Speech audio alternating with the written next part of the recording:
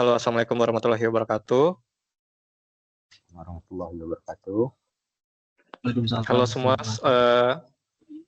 halo sobat pendengar, selamat datang di podcast kelompok 4 kelas B. Oke, tadi kita sudah belajar mengenai isu-isu strategis kontemporer di Indonesia. Nah, salah satu isu yang menarik itu dan masih relevan hingga sekarang itu adalah tentang pengangguran. Karena dampaknya itu bisa terasa langsung di kehidupan masyarakat, terutama di generasi muda saat ini. Nah, untuk memulai ini saya ingin bertanya dulu sama rekan-rekan dari kelompok 4 semua. Kalau menurut kalian, pengangguran itu apa sih? Apa yang pertama kali terlintas di pikiran kalian? Oke, mungkin dari Mbak Novi dulu. Kalau menurut saya, pengangguran itu yang terlintas di pikiran saya adalah isu yang belum berakhir di Indonesia. Jadi akhir-akhir ini berita-berita juga hilir mudik di sosial media memperlihatkan sulitnya dalam mencari kerja. Yang terbaru ini adalah yang ribuan orang menumpuk di salah satu job fair di Cikarang, Bekasi. Menurut saya itu. Kalau menurut Mas Okta gimana? Kalau menurut saya pribadi ya, kata pengangguran memiliki arti sebagai kekalahan dalam persaingan untuk mencari pekerjaan. Tapi yang menjadi pertanyaan saya, apakah benar mereka yang statusnya pengangguran ini kalah dalam faktor skill atau kemampuan menguasai suatu bidang, atau kalah karena keberuntungan, atau mungkin kalah bersaing karena kurangnya koneksi yang biasa kita sebut dengan adanya orang dalam. Oke, jadi semua sepakat ya kalau pengangguran itu masih masalah kita dari dulu. Kalau Mas Putra gimana? Kalau menurut saya, Mas, pengangguran itu sebenarnya sebuah bentuk kebebasan, Mas. Karena dengan banyaknya waktu luang, kita bisa melakukan apa saja yang kita inginkan dan fokus untuk mengembangkan diri tanpa terikat kontrak kerja yang memakan banyak waktu. Saya sendiri, setelah lulus kuliah, itu sempat menganggur meskipun cuma setengah tahun, dan saya melihat itu dari sisi positif, yaitu sebagai kesempatan untuk upgrade diri dan meningkatkan keterampilan. Hal ini tentu saja menambah nilai kita saat melamar pekerjaan. Tapi masalahnya, pengangguran jadi buruk kalau kita nggak punya tujuan yang jelas. Makanya, saya rasa penting banget untuk kita punya kemandirian berpikir dan tujuan hidup. Agar kita nggak cuma bergantung pada perusahaan untuk mencari nafkah. Gitu, Mas. Oke, thank you Mas. Jadi kita dapat perspektif lain ya dari Mas Putra. Kalau menganggur itu kita bisa manfaatkan waktunya dengan upgrade skill, kemampuan diri kita selagi kita mencari pekerjaan ya. Oke, selanjutnya kan sekarang ini kan kondisi pengangguran Indonesia meski data menunjukkan tren penurunan, tapi kan kenyataannya masih banyak yang kesulitan mencari pekerjaan. Kira-kira bagaimana sih isu yang terjadi di realnya sekarang ini menurut kalian? Kalau menurut ada yang mau menjelaskan? Untuk isu pengangguran di Indonesia, ini dicatat oleh BPS. Setiap tahunnya jutaan anak muda itu lulus sekolah dan kuliah dan siap masuk untuk ke dunia kerja. Namun lapangan pekerjaan yang tersedia seringkali tidak sebanding dengan jumlah pekerja. Begitu. Nah, di data BPS itu mencatat pengangguran itu sebenarnya cenderung menurun dari 2021 itu 6,26%, 2025 4,76%. Namun pengangguran tetap menjadi masalah serius yang harus diperhatikan menurut saya. Begitu kira-kira. Mungkin ada pendapat lain yang mau disampaikan kalau dari Mbak Nurul?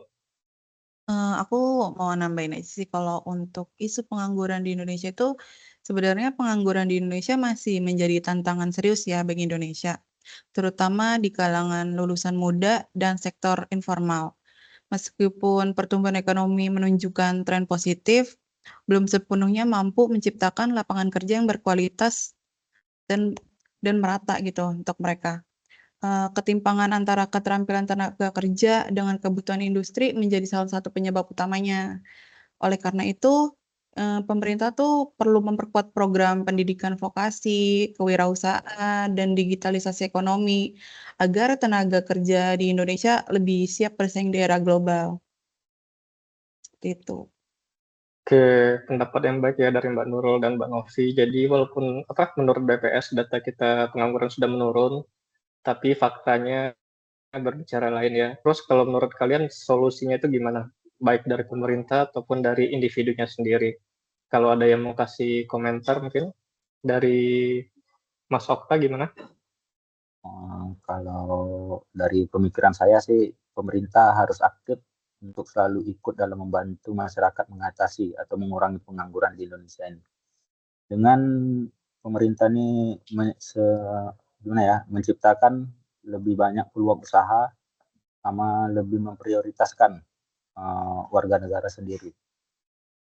Bisa dengan pemerintah memberi pelatihan sesuai dengan kebutuhan industri dengan memudahkan masyarakat mendapat pekerjaan gitu. Kalau menurut saya sih begitu.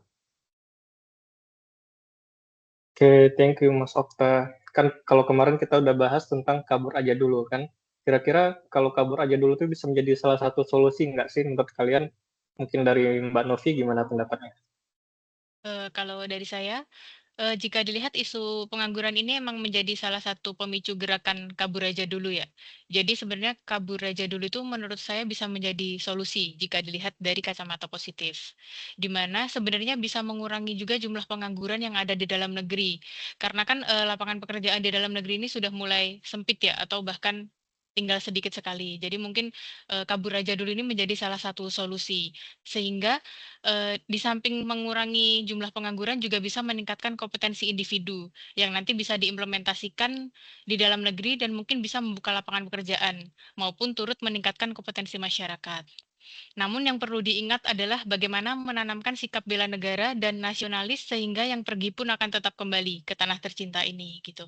Seperti ada salah satu tokoh inspiratif ya yang akhir-akhir ini muncul gitu di media sosial, Mas Belva Devara, yaitu pendiri Ruang Guru, yang kemudian juga melahirkan Clash of Champion kalau nggak salah. Jadi beliau ini kuliah dan bahkan bekerja di luar negeri, namun tetap kembali ke Indonesia ini membangun ruang guru yang tentunya dampaknya bisa mengurangi apa namanya pengangguran atau memperluas tenaga kerja dan juga mencerdaskan kehidupan bangsa melalui ruang guru. Menurut saya itu, Mas. Oke, baik. Thank you Mbak Novi. Jadi kita bisa lihat sisi positifnya ya dari kabur aja dulu ini. Kita bisa cari kesempatan, terus setelah semua pengalaman yang kita dapat, kita kembali lagi ke Indonesia untuk memberikan yang kontribusi kita kepada negara ini.